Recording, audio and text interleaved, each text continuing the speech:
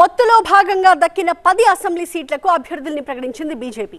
అలా list release చేసిందో లేదో అప్పుడే నెగటివ్ కామెంట్స్ కూడా వినిపిస్తున్నాయి. ఊహించినట్టుగానే ప్రో టీడీపీ నేతలకు లేదా టీడీపీ నుంచి వలస వచ్చిన లీడర్లకు టికెట్లు దక్కాయంటూ ట్రోల్స్ జరుగుతున్నాయి. ఫస్ట్లీ విష్ణుకుమార్ రాజుకి విశాఖ నార్త్ టికెట్ దక్కింది. పెన్మెత్స విష్ణుకుమార్ ఫస్ట్ నుంచి బీజేపీనే, కానీ ఈయనపై ప్రో టీడీపీ అనే ముద్ర వేశారు కొందరు. 2014లో కూటమిలో భాగంగా గెలిచారు విష్ణుకుమార్ రాజు. ఆ సమయంలో ప్రభుత్వానికి అండగా నిలిచారు. పైగా నిన్న మొన్నటి వరకు ఒక ప్రచారం జరిగింది. విష్ణుకుమార్ రాజుకి గనక టికెట్ దక్కకపోతే ఖచ్చితంగా టీడీపీ లేదా జనసేనకు వెళతారని మాట్లాడుకున్నారు. విశాఖ నార్త్ టికెట్ కోసం విష్ణుకుమార్ రాజుతో పాటు మాజీ ఎమ్మెల్సీ మాధవ్ కూడా ఆశించారు. ఒకవేళ మాధవ్కి టికెట్ ఇస్తే గనక పార్టీ మారాలనుకున్నారని చెబుతూ ఉంటారు.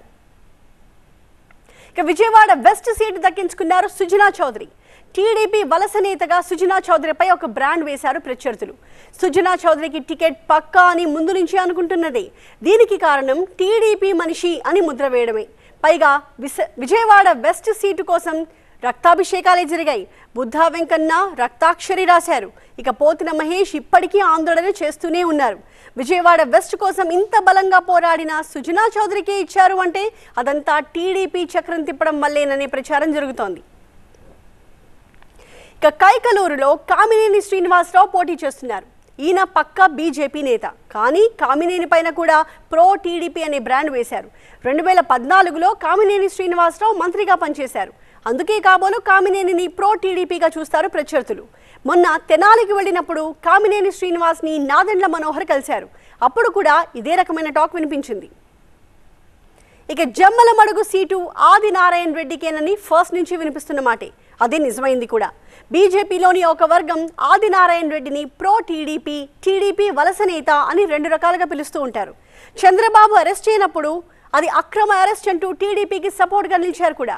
2019లో టీడీపీ ఓడిపోవడంతో బీజేపీలోకి వెళ్లిన టీడీపీ లీడర్లలో ఆదినారాయణ రెడ్డి కూడా ఉన్నారు. బహుశా అందుకే ప్రో టీడీపీ అనే ప్రచారం ఆయన విషయంలో కూడా జరుగుతూ ఉంటుంది. ఇక బద్వేల్ అసెంబ్లీ టికెట్ రోషన్నకి ఇచ్చారు.